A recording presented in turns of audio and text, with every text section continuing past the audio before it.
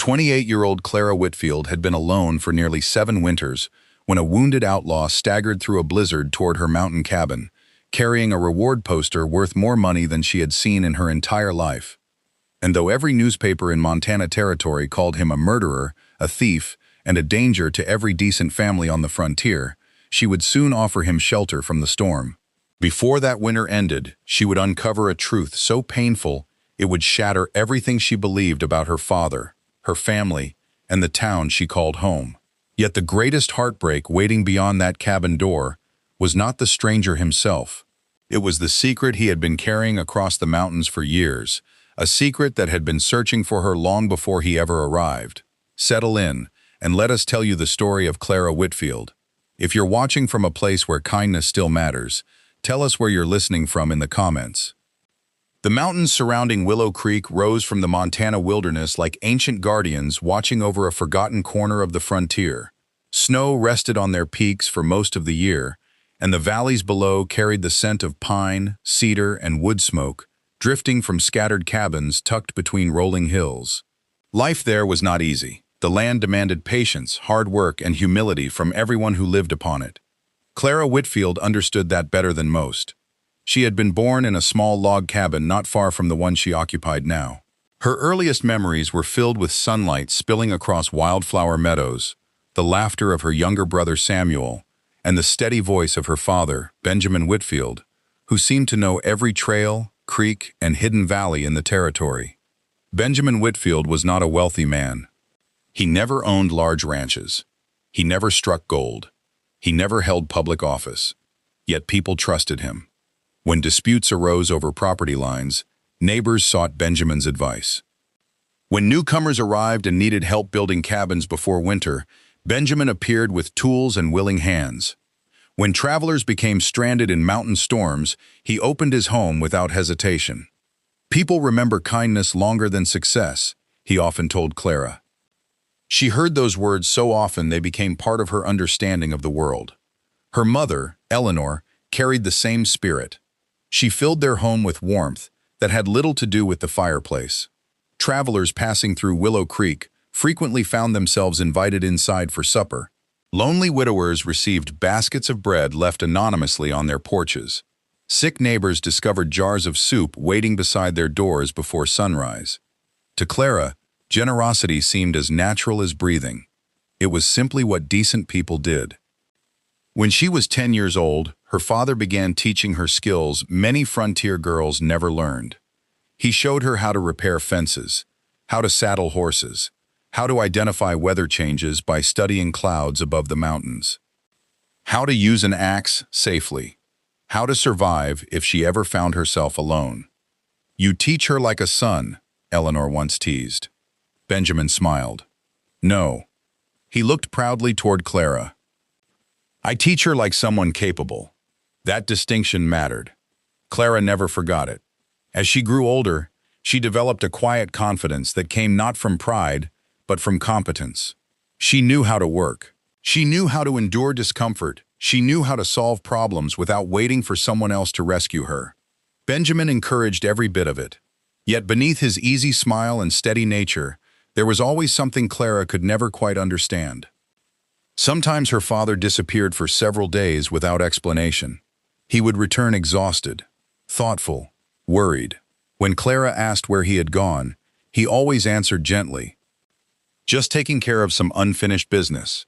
She accepted the explanation as a child. But as she grew older, she noticed other things.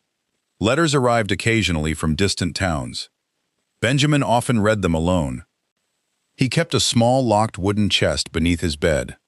No one ever touched it, not even Eleanor. Several times Clara awoke during the night and found her father sitting silently on the porch, staring toward the mountains, as though he were waiting for something, or someone. Still, life remained good. The Whitfield family possessed little compared to wealthy ranchers farther south, but they had enough. Enough food, enough laughter, enough love. And in frontier country, enough was a blessing. Then came the autumn of 1886. The leaves turned gold across the valleys. The first frosts painted silver patterns across the grass each morning. Mining operations expanded throughout the region as prospectors chased rumors of rich silver deposits hidden beneath the mountains. One of those new ventures offered Benjamin temporary work, surveying land near Blackstone Ridge. The pay was good. Winter was approaching. He accepted. "I'll be gone a few weeks," he told his family. Samuel groaned dramatically. "Who'll help me with chores?" Benjamin laughed. "Your sister." "That's not fair." "It never is." The family shared one final supper before he left. Clara remembered every detail years later. The smell of fresh bread. The sound of wind tapping gently against the windows. Her father's smile. The way he hugged each of them before sunrise. No one imagined it would be the last time. 3 weeks later, news arrived. A mining tunnel had collapsed during an inspection. Several workers were trapped. Others had been killed instantly. Benjamin Whitfield's name appeared among the dead. The messenger delivered the news quietly, respectfully, yet no amount of gentleness could soften the blow. Eleanor collapsed into a chair. Samuel cried openly. Clara simply stared. The words refused to feel real. How could a man who seemed stronger than the mountains themselves simply disappear? Days later, a small memorial service was held. The body had never been recovered. The collapse made retrieval impossible. The mountains had kept him, or so everyone believed. Life changed after that. Eleanor carried her grief quietly. Samuel became withdrawn. Clara tried holding the family together despite being only 15 years old. For a time, they managed. Then tragedy returned. An unusually harsh winter swept through Montana. Illness spread rapidly among isolated settlements. Eleanor fell sick first. Within weeks, she was gone. Samuel followed before spring arrived. By her 16th birthday, Clara Whitfield had buried nearly everyone she loved. The little family cabin felt unbearably empty. Silence settled into every room. Many expected her to leave Willow Creek. Some suggested moving east to distant relatives. Others encouraged marriage. A few simply pitied her. Clara ignored them all. She remained, because leaving felt too much like surrender.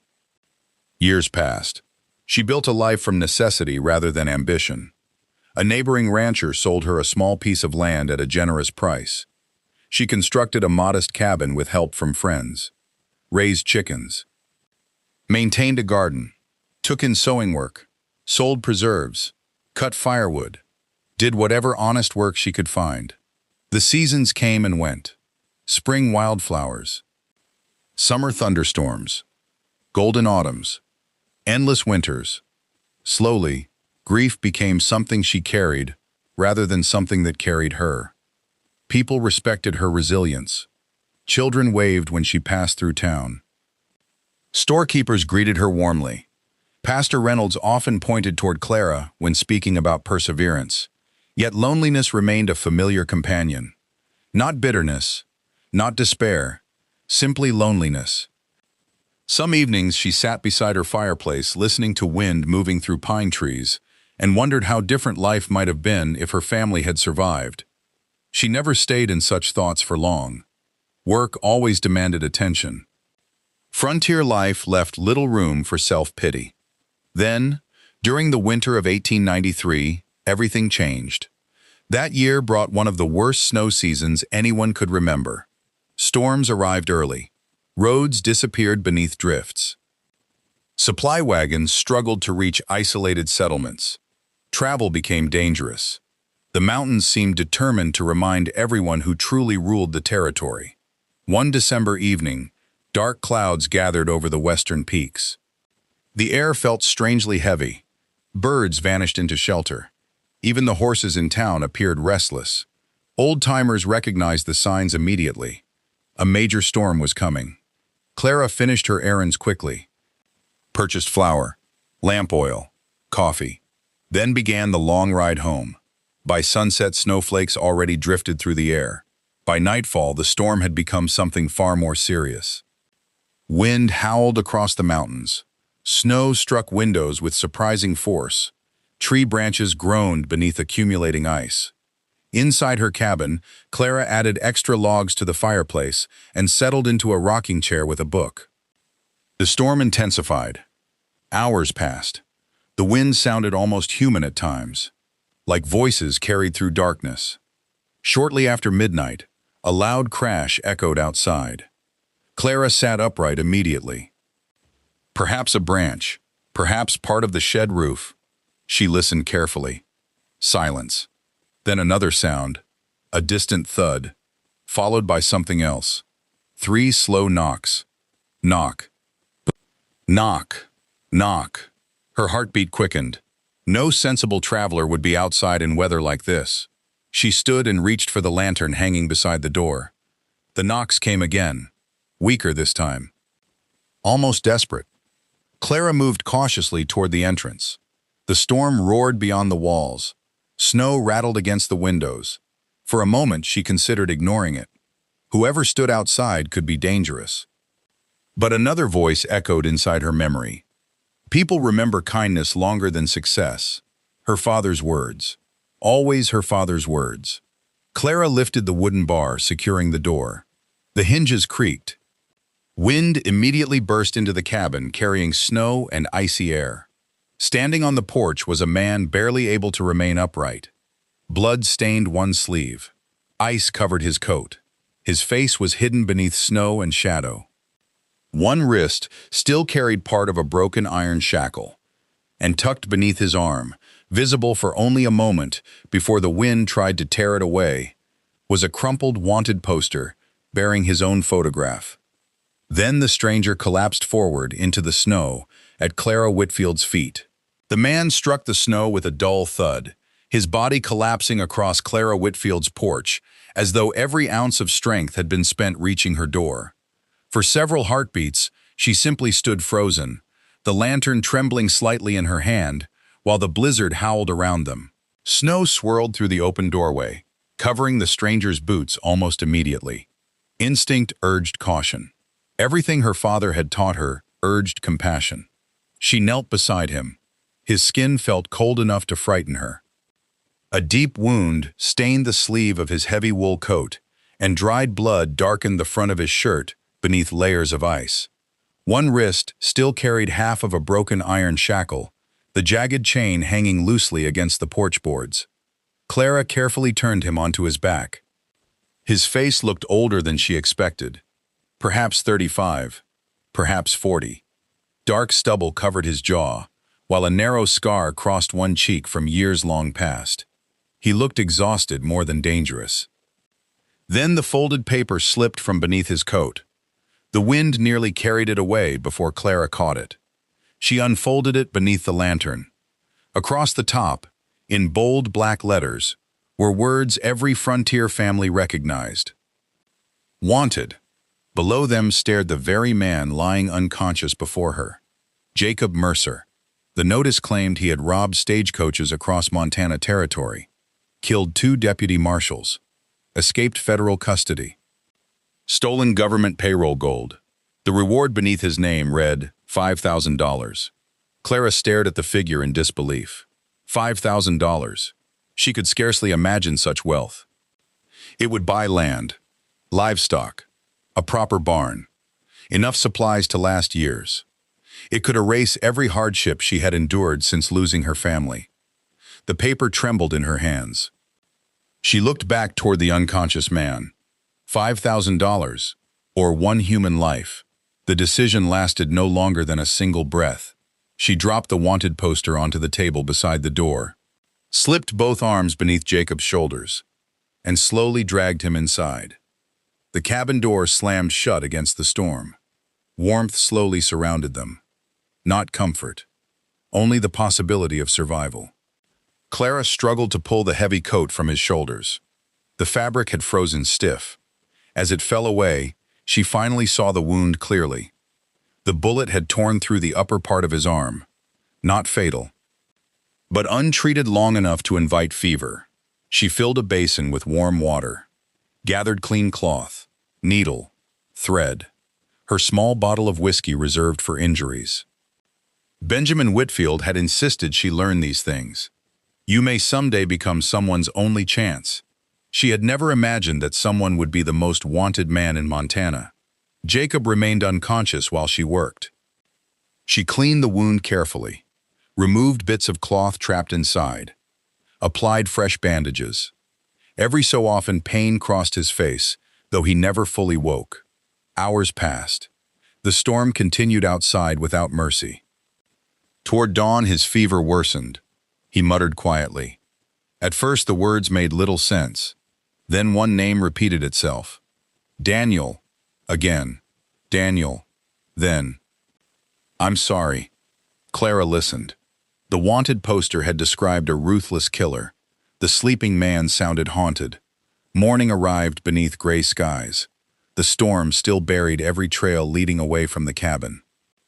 No horse could travel through drifts that deep. No sheriff's posse would reach her until the weather broke. For now, the mountains had made the decision for her. Jacob Mercer could not leave. Near midday, he finally opened his eyes. His first instinct surprised her. Instead of reaching for a weapon, he looked around the cabin in confusion, then toward the neatly folded blankets covering him. Finally toward Clara, standing near the fireplace. You should have left me. His voice sounded rough from fever. The storm would have finished what the bullet started. Clara handed him a tin cup of water. He accepted it carefully. You know who I am? She nodded. I found the poster. He lowered his eyes. Then you also know what they're paying. I know. You should collect it. I don't want blood money. A faint, tired smile appeared for the first time. You don't know whether it's blood money. I know enough. Silence settled between them. Jacob slowly tried sitting upright. Pain forced him back down. You stitched the wound. Someone had to. You've done more than most would have. She shrugged gently. My father never turned away a stranger.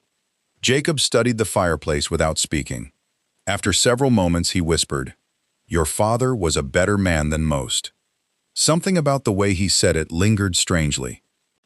Not as conversation, almost as memory. Clara noticed. You speak as though you knew him.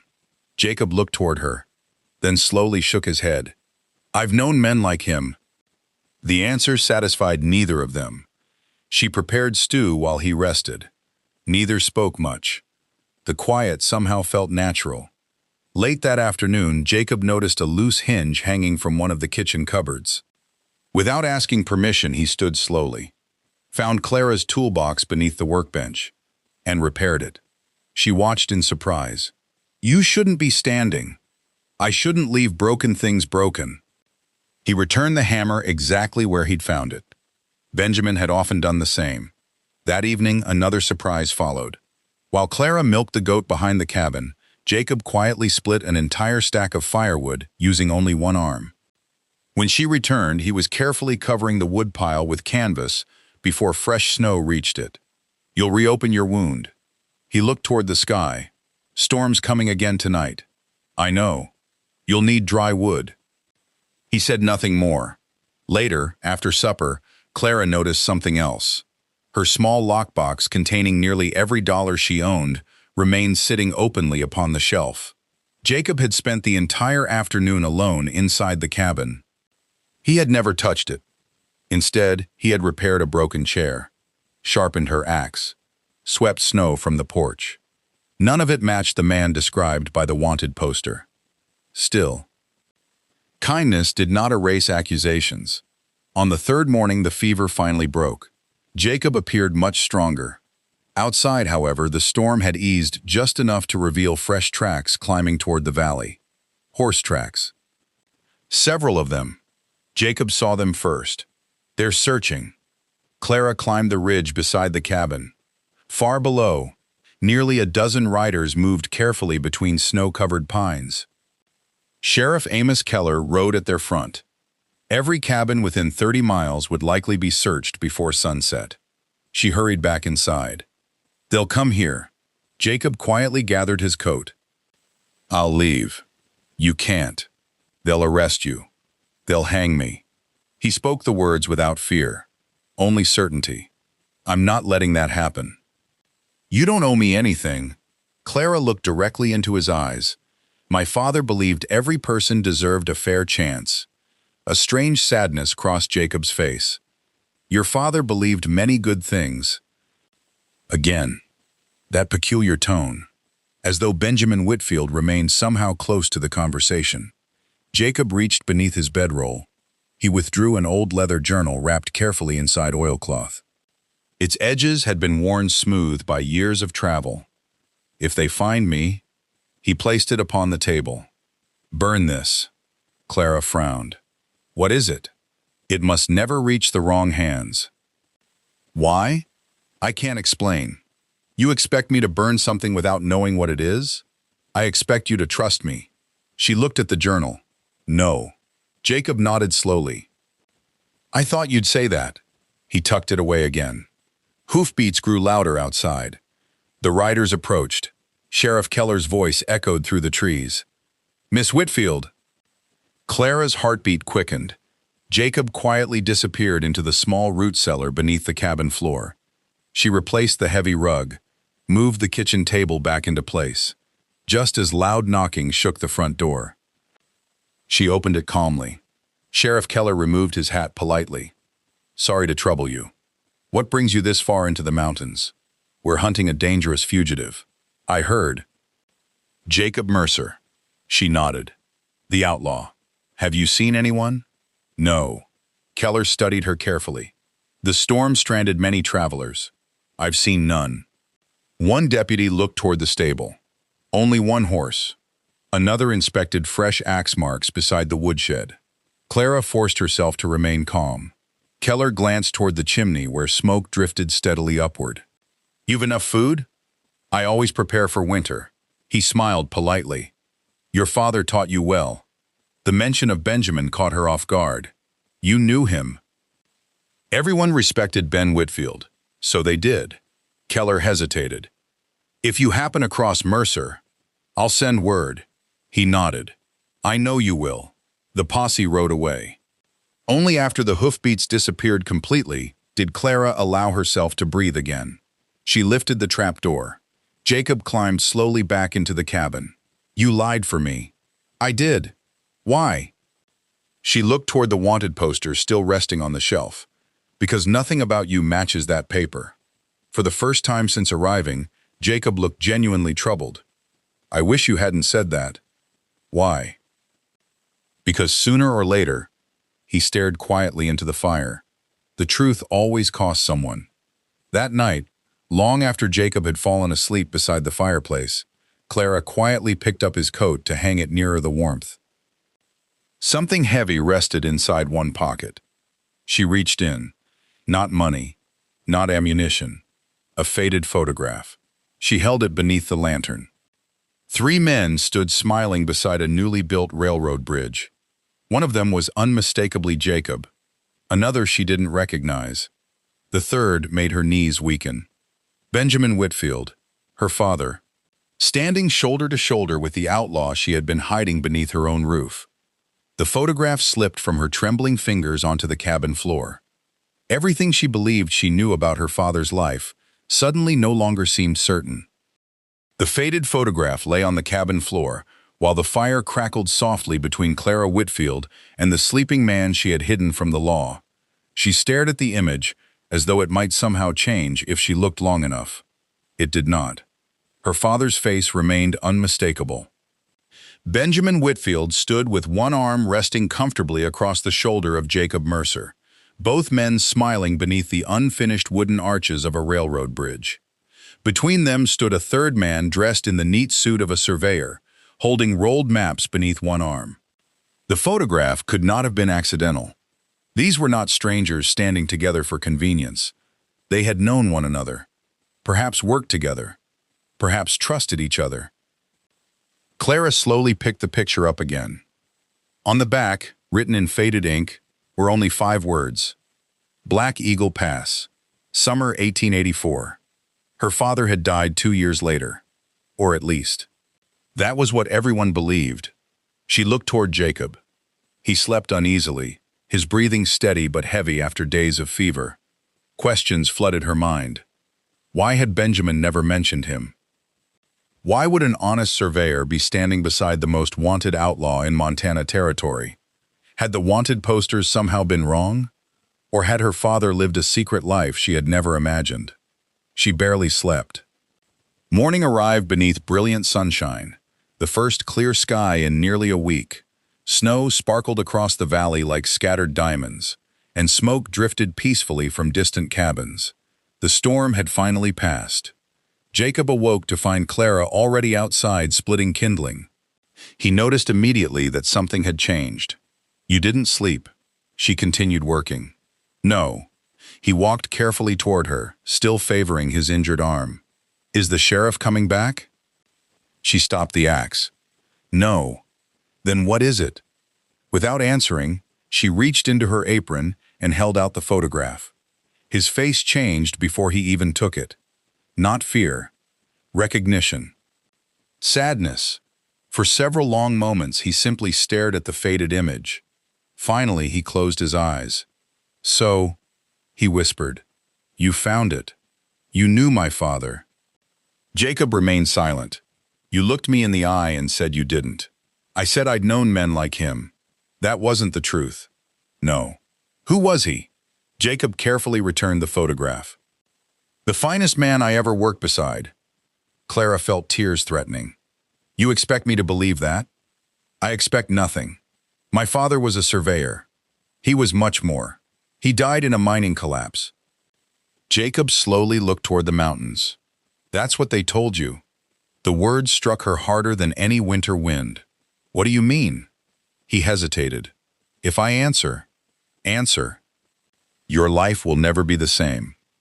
She stepped closer. "It already isn't." Jacob walked back inside the cabin and lowered himself into the old rocking chair Benjamin had built years before. For a long time he watched the fire. Finally he spoke. "When I first met your father," his voice carried memories that had clearly remained untouched for years. "He worked as chief surveyor for the Northwestern Land and Rail Company." Clara frowned. "They built half the rail lines across this territory. They also stole half the land beneath them." She stared. Jacob continued quietly. "Settlers trusted the company to mark legal property lines before tracks were laid. My father helped draw those maps." "He did. Then why?" "He discovered someone was changing them." Clara listened without moving. Entire ranches disappeared on paper overnight. Families who had lived on their land for years suddenly found deeds declaring they were trespassers. Homesteads, church land, school property, everything valuable. They forced people out. "So the railroad could claim it?" Jacob nodded. "And sell it back for fortunes." "No," she shook her head. "My father would have exposed that." He tried. Silence filled the cabin. Jacob reached carefully inside his coat. From an inner pocket he withdrew an old brass compass. Its surface had become worn smooth through years of travel. Benjamin Whitfield's initials, BW, were engraved inside the lid. Clara's breath caught. "That? My father gave it to you?" "The night before he disappeared." She took the compass with trembling hands. It was unquestionably Benjamin's. She remembered watching him use it while teaching her to read maps. He knew they were watching him. Jacob continued. He believed someone inside the company intended to kill every witness. So he gathered evidence. Ledgers, property records, letters, signed contracts. He trusted only 3 people. "You?" Jacob nodded. "The surveyor in the photograph." "And your father? What happened?" Jacob's expression darkened. "They discovered us." He stopped speaking. Outside, wind rustled gently through snow-covered pines. "We separated. Your father carried one portion of the evidence. I carried another. The third man," his voice faltered, "never escaped." Clara lowered herself slowly into a chair. "My father never came home." "No." They announced the mining accident. Jacob nodded once. There was a collapse. But Benjamin wasn't inside the tunnel. She looked at him in disbelief. "What are you saying?" "I'm saying your father disappeared before the collapse. Why would anyone lie about that? So nobody would ask where he'd really gone." Every certainty Clara had carried for 7 years began collapsing around her. My father's grave. There isn't one. They told us his body couldn't be recovered. I know, because there wasn't one to recover. Clara covered her face with both hands. The room suddenly felt impossibly small. Every childhood memory returned. His late-night absences, the locked wooden chest, the mysterious letters, the unfinished business. None of it had been ordinary. Benjamin Whitfield had been trying to protect something, or someone. After several quiet minutes, she looked up. "Why didn't you tell me when you arrived?" Jacob smiled sadly. "Would you have believed me?" She couldn't answer. "No. You would have handed me to Sheriff Keller. Probably. I needed you to see the evidence first." "What evidence?" Jacob looked toward the floor. "The journal." He knelt beside the fireplace and pulled aside one of the loose floorboards. Hidden beneath lay the weathered, leather journal Clara had seen days earlier. This time he placed it directly into her hands. "Read." She opened carefully. Inside were meticulous entries spanning nearly 10 years. Survey notes, names, dates, property numbers, signatures, payments. Sketches. Then, Benjamin Whitfield's handwriting. Clara froze. She knew every curve of those letters. He had taught her to write using the very same hand. Tears blurred the page. Her father had written, "If these records survive, let them restore what greed has stolen. Land can be reclaimed, money can be replaced, but trust, once broken, belongs to every generation that follows." Below the sentence appeared his signature. Benjamin Whitfield. There could be no mistake. She turned another page. Maps, deeds, dozens of families, each with notes describing how property lines had been altered illegally. The scale of it stunned her. "This," she whispered, "could change everything." "It could. Then why hasn't it?" "Because we're missing the last ledger." "What ledger?" Jacob pointed toward one empty space drawn inside the journal. "The payment book. It proves exactly who accepted the bribes. Without it, they'll call everything else speculation." "Where is it?" Jacob's eyes drifted toward the window. Benjamin hid it. "You don't know where?" "He never told anyone. But he left clues." "What clues?" "The compass." Clara looked down at the brass instrument. "It isn't an ordinary compass."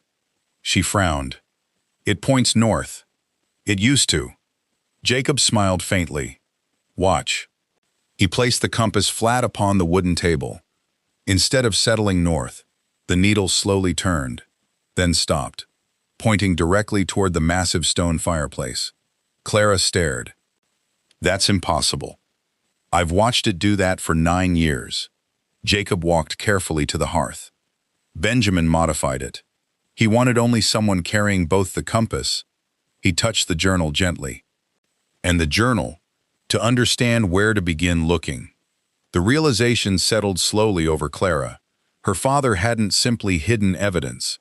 He had expected someone, one day, to find it.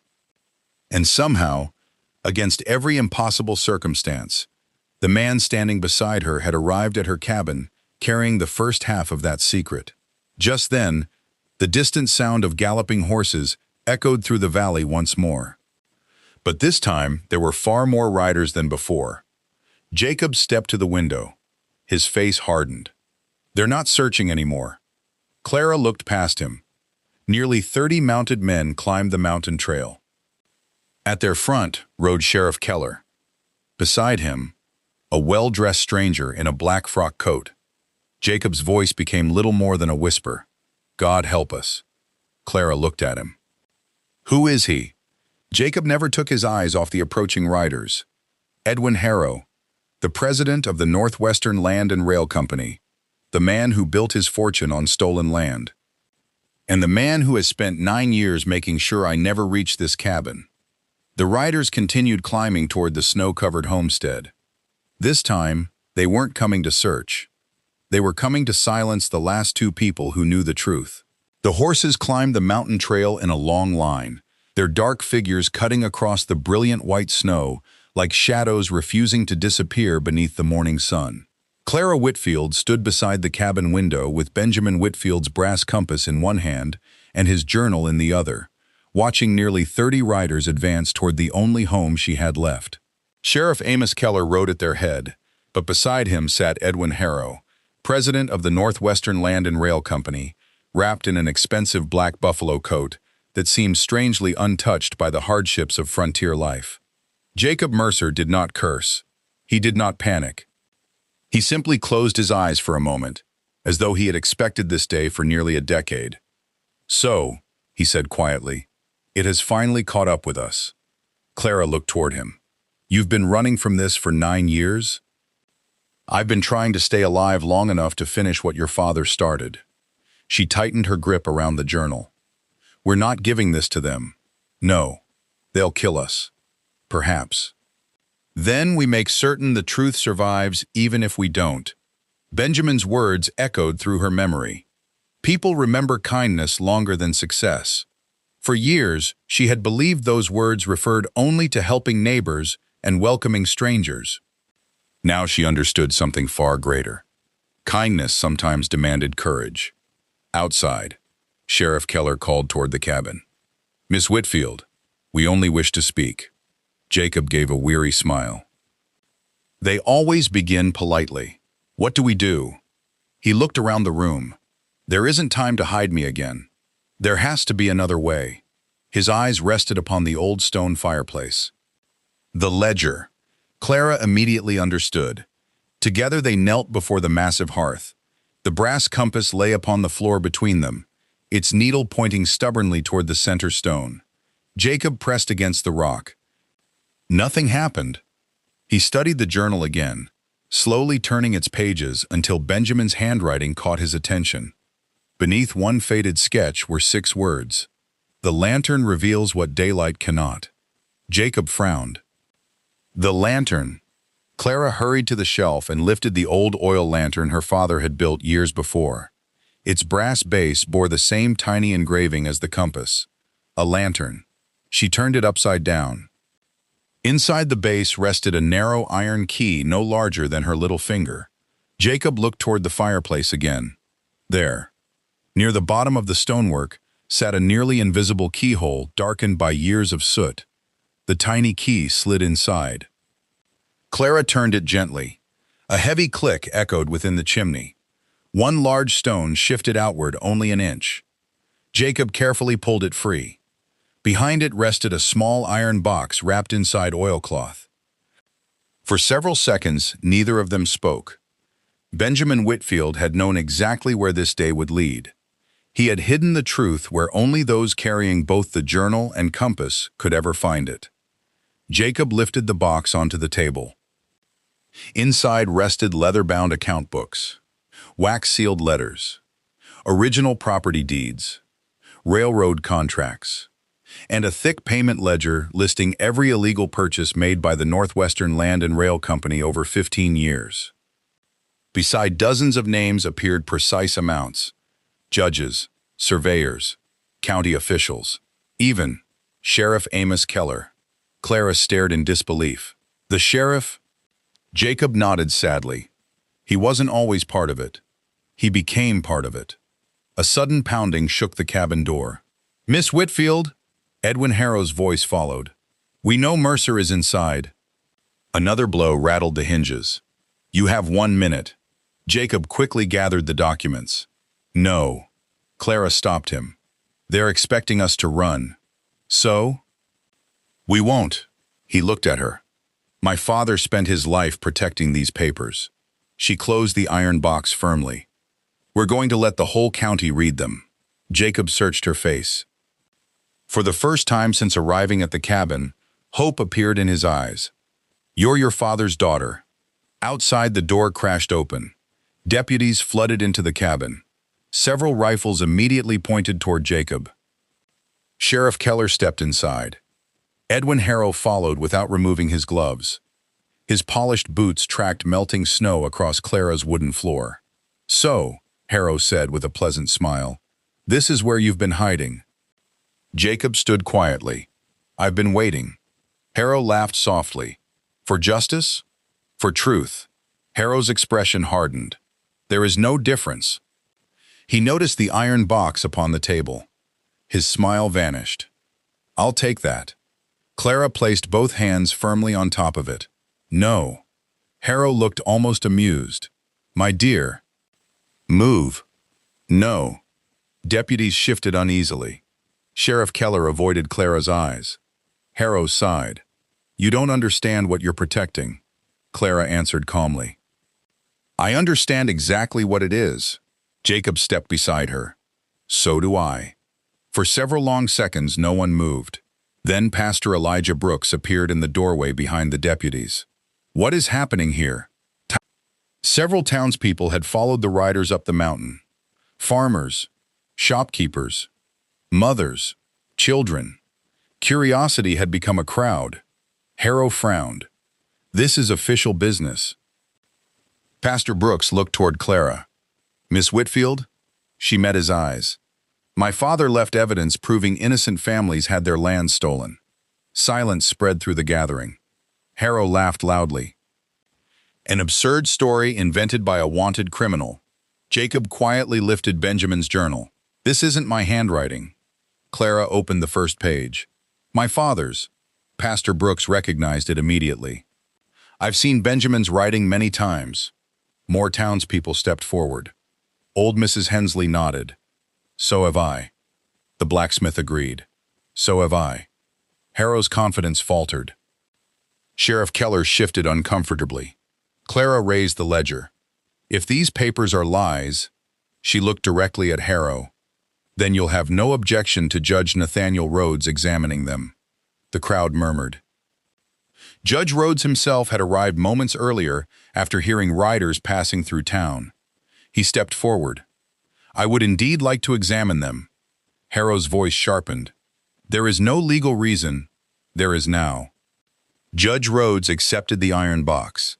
One by one, he examined the contents. The original deeds, the signed contracts, the payment records, Benjamin's survey maps. Finally, the ledger. His expression changed completely. He slowly removed his spectacles, looked again, then toward Sheriff Keller. Your signature appears here. Keller said nothing. Judge Rhodes continued turning pages. Councilman Pierce, Surveyor Ellis, County Registrar Holt. Each name drew quiet gasps from the crowd. Then, he reached the final page. His hand stopped. He looked directly at Edwin Harrow. This payment book records over 400 fraudulent land transfers. Silence. It also bears your signature authorizing every one. Harrow stepped backward. Forgery. Judge Rhodes calmly lifted another document. Benjamin Whitfield's sworn statement. Signed, witnessed, sealed. Then another. And another. Every piece confirmed the last. The truth had survived. For nearly 10 years. Hidden behind one loose stone. Harrow looked toward his deputies. Confiscate those papers. None moved. Judge Rhodes closed the ledger. No. He turned toward the crowd. The law belongs to truth, not power. Sheriff Keller slowly removed the silver badge from his coat. Without speaking, he placed it into Judge Rhodes' hand. I should have stopped it. His voice trembled. I told myself I was protecting my family. He looked toward Clara. I failed your father. Clara answered gently. Then help us honor him now. Keller nodded. He stepped beside Jacob instead of across from him. Deputies lowered their rifles. Edwin Harrow suddenly understood he stood alone. Within weeks, formal hearings began across Montana territory.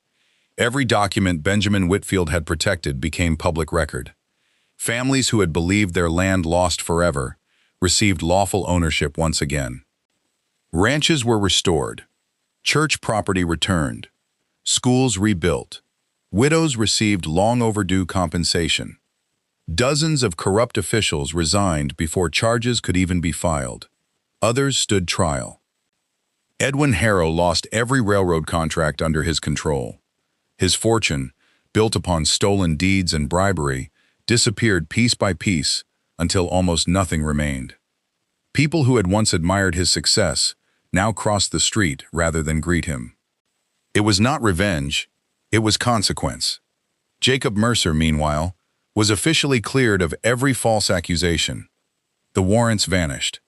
The reward posters were removed from post offices throughout the territory. Newspapers that had once called him a ruthless outlaw printed lengthy apologies after the investigations concluded. Yet Jacob seemed strangely untouched by vindication. One quiet spring morning, he stood beside Benjamin Whitfield's memorial marker overlooking the valley. There was no grave beneath it, only a simple stone Clara had placed there after learning the truth. She joined him carrying the brass compass. "I kept thinking," she said softly, "that discovering the truth would make everything easier." Jacob smiled sadly. "Did it?" "No." She looked toward the mountains. "It only made me miss him differently." Jacob nodded. "I've spent 9 years wishing I'd found him sooner." "You couldn't have." "I know." Clara placed the compass into his hands. "He trusted you." Jacob looked at it for a long moment before gently closing her fingers around it again. "No, he trusted you." The following morning, Jacob Mercer was gone.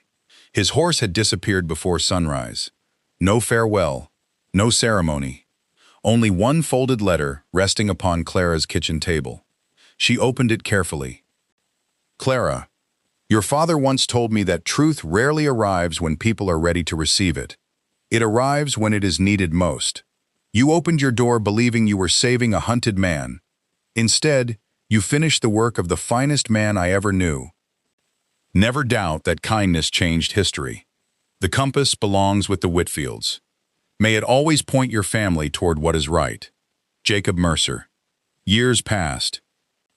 Willow Creek slowly became known for something very different. Travelers no longer spoke first of railroad expansion or mining camps. They spoke of the widow's cabin, where one act of compassion had restored justice across an entire valley. Children learned Benjamin Whitfield's story in the small schoolhouse rebuilt upon land returned to the community. The old iron box rested safely inside the county courthouse as a reminder that even the smallest truths deserved protecting. Clara never married. She never sought public praise. She continued tending her garden, helping neighbors, mending clothes for children, and opening her door whenever storms stranded travelers upon the mountain. Sometimes those travelers asked about the brass compass hanging above her fireplace. She always smiled. "It reminds me," she would say, "that the right direction isn't always the easiest one." And perhaps that was the greatest lesson of all. The night an exhausted stranger knocked upon Clara Whitfield's door, the entire territory believed an outlaw had come seeking shelter. But history remembered something entirely different. A lonely woman chose compassion over fear. A father's quiet courage finally came to light. A falsely accused man carried the truth farther than anyone thought possible. And an entire community discovered that justice can wait many years, but it is never too old to find its way home. Thank you for walking these forgotten frontier trails with us today.